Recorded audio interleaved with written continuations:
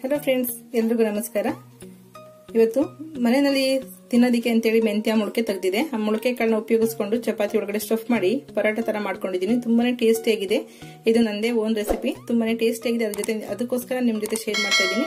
ಇದನ್ನ ಮಾಡೋದಕ್ಕೆ ಏನೇನ್ ಬೇಕು, ಹೇಗ್ ಮಾಡೋದು ಅಂತ ನೋಡೋಣ ಬನ್ನಿ. ನಾನಿಲ್ಲಿ ಮೆಂತ್ಯ ಮೊಳಕೆ ಕಾಳಿನ ಚಪಾತಿ ಮಾಡ್ಕೊಳ್ತಾ ಇದ್ದೀನಿ. ಏನೇನ್ ಬೇಕು ನೋಡೋಣ. ಚಪಾತಿ ಹಿಟ್ಟು ಕಲಸಿ ರೆಡಿ ಆಗಿದೆ. ಅದಕ್ಕೆ ಜಸ್ಟ್ ಇದನ್ನ ಮಿಕ್ಸ್ ಮಾಡ್ಕೊಂಡ್ರೆ ಸಾಕು. ಪರಾಟ ತರ ಮಧ್ಯದಲ್ಲಿ ತುಂಬಿಟ್ಟು ಸ್ಟಫ್ ಮಾಡಿ ಇದನ್ನ ಲಟ್ಟಿಸ್ಕೋಬೇಕಾಗುತ್ತೆ. ನಾನಿಲ್ಲಿ ಮೊಳಕೆ ಮೆಂತ್ಯ ತಗೊಂಡಿದ್ದೀನಿ. ನಾನು ನಿಮ್ಗೆ ಶುಗರ್ ಪೇಷಂಟ್ ಗಳಿಗೆ ಮೆಂತ್ಯದ ಉಪಯೋಗ ಅದರಲ್ಲಿ ಹೇಳಿದೀನಿ. ಡಯಾಬಿಟಿಸ್ನವ್ರಿಗೆ ಅದರಲ್ಲಿ ಮೆಂತ್ಯ ಕಾಳು ನೀರೆಲ್ಲ ಕುಡಿದ್ಮೇಲೆ ಮೆಂತ್ಯ ಕಾಳು ಮೊಳಕೆ ಕಟ್ಟಿದ್ರೆ ಸ್ವಲ್ಪ ಸಲಾಡ್ ಮಾಡ್ಕೊಳ್ಬಹುದು. ಇನ್ನೂ ತಿನ್ನೋದಿಕ್ಕೆ ಆಗಲ್ಲ ಅಂದಾಗ ಈ ತರ ಚಪಾತಿಲಿ ಕೂಡ ಸ್ಟಫ್ ಮಾಡ್ಕೊಂಡು ತಿನ್ಬೋದು, ಚೆನ್ನಾಗಿರುತ್ತೆ. 2 ಸ್ಪೂನ್ ಅಷ್ಟು ಮೆಂತ್ಯ ಮೊಳಕೆ ತಗೊಂಡಿದ್ದೀನಿ. ಸ್ವಲ್ಪ ರುಚಿಗೆ ತಕ್ಕಷ್ಟು ಉಪ್ಪು, ಗೋಧಿಗೆಲ್ಲ ಉಪ್ಪು ಹಾಕೊಂಡಿದೀವಿ, ಗೋಧಿ ಹಿಟ್ಟಿಗೆ. ಹಾಗಾಗಿ ಇದಕ್ಕೆ ಎಷ್ಟು ಬೇಕಾಗುತ್ತೆ ಅಷ್ಟು ಮಾತ್ರ ಉಪ್ಪು ತಗೊಂಡಿದ್ದೀನಿ. 1/4 ಸ್ಪೂನ್ ಅಷ್ಟು ಜೀರಿಗೆ, ತೆಂಗಿನಕಾಯಿ ತುರಿ ಬೇಕಾದ್ರೆ ಹಾಕೊಳ್ಳಿ, ಬೇಡ ಅಂದ್ರೆ ಪರವಾಗಿಲ್ಲ. ಸ್ವಲ್ಪ ಹಸಿಮೆಣಸಿನಕಾಯಿ ಅಥವಾ ಅಸಿಡಿಟಿ ಆಗುತ್ತೆ ಅಂದ್ರೆ ಒಣ ಮೆಣಸಿನಕಾಯಿ ಖಾರದ ಪುಡಿ ಕೂಡ ಹಾಕೊಳ್ಳಬಹುದು. ನಾನಿಲ್ಲಿ ಹಣ್ಣು ಮೆಣಸಿನಕಾಯಿ ಒಂದನ್ನ ಸಣ್ಣದಾಗಿ ಕಟ್ ಮಾಡಿ ಇಟ್ಕೊಂಡಿದ್ದೀನಿ. ಸ್ವಲ್ಪ ಕೊತ್ತಂಬರಿ ಸೊಪ್ಪಿದೆ. ಇದನ್ನೆಲ್ಲನೂ ಜಸ್ಟ್ ಮಿಕ್ಸ್ ಮಾಡ್ಕೊಳ್ಳೋಣ.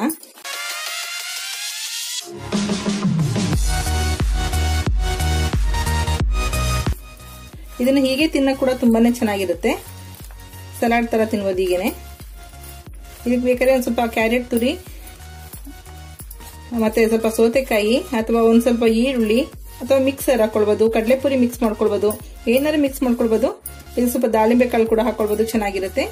ಈಗ ರೆಡಿ ಆಗಿದೆ. ಚಪಾತಿ ಸ್ಟಫ್ ಮಾಡ್ಕೊಳ್ಳೋಣ. ನಾನೀಗ ಸ್ವಲ್ಪ ಚಪಾತಿ ಲಟ್ಟಿಸ್ಕೊಳ್ತಾ ಇದ್ದೀನಿ. ಸ್ಟಫ್ ಮಾಡ್ಕೋಬೇಕಾಗುತ್ತೆ ಒಳಗಡೆ. ಮಿಕ್ಸ್ ಮಾಡಿದೀವಲ್ಲ, ಅದು ನಿಮ್ಗೆ ಎಷ್ಟು ಬೇಕಾಗುತ್ತೆ ನೋಡಿ. ಜಾಸ್ತಿ ಹಾಕೊಂಡ್ರು ಕೂಡ ಇದಕ್ಕೆ ಯಾವುದೇ ರೀತಿ ಮಸಾಲಾ ಏನಾದ್ರು ಪಲ್ಯ ಬೇಕು ಹಂಚ್ಕೊಂಡು ತಿನ್ನಕ್ಕೆ ಅಂತೇನಿಲ್ಲ. ಹೀಗೆ ಕೂಡ ತಿನ್ಬೋದು, ಇಲ್ಲಾಂದ್ರೆ ಮೊಸರು ಕಾಂಬಿನೇಷನ್ ತುಂಬಾನೇ ಚೆನ್ನಾಗಿರುತ್ತೆ.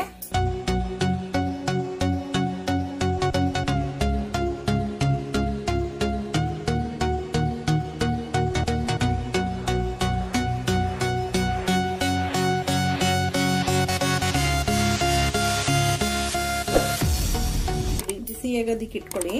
ಲಟ್ಟಿಸ್ಬಿಟ್ಟು ಇಮಿಡಿಯೇಟ್ ಚಪಾತಿ ಪರಾಟನ ಫ್ರೈ ಮಾಡ್ಕೋಬೇಕಾಗುತ್ತೆ. ಚಪಾತಿನ ಆದಷ್ಟು ಮೀಡಿಯಂ ಫ್ಲೇಮ್ ನಲ್ಲಿ 2 ಕಡೆ ಚೆನ್ನಾಗಿ ಫ್ರೈ ಮಾಡ್ಕೊಳ್ಳಿ.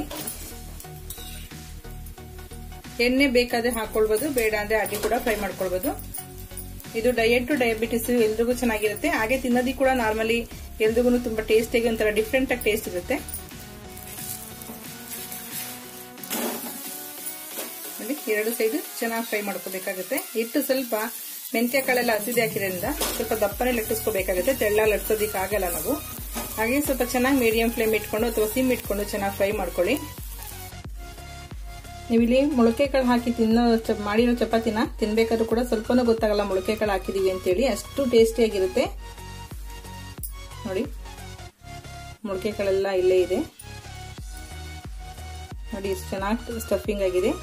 ತುಂಬಾನೇ ಟೇಸ್ಟಿ ಆಗಿರುತ್ತೆ. ಒಂದ್ಸಲ ಟ್ರೈ ಮಾಡಿ ನೋಡಿ. ತಿನ್ನೋದಿಕ್ಕಷ್ಟೇ ತುಂಬಾನೇ ರುಚಿಯಾಗಿರುತ್ತೆ. ಹಂಗೆ ಪ್ಲೈನ್ ಪರಾಟ ಕೂಡ ತಿನ್ಬಹುದು, ಚೆನ್ನಾಗಿರುತ್ತೆ.